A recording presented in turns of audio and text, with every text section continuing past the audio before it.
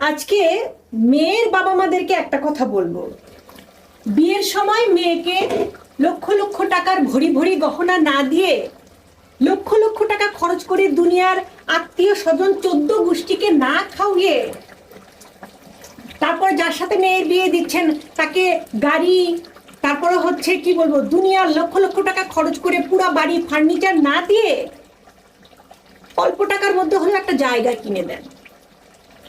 এবং tin shed হলেও 2 রুমের হলেও একটা বাড়ি করে দেন মেয়ের নিজের নামে, ঠিক আছে? আবার জামাইকে দিতে যেন না। তাহলে ভবিষ্যতে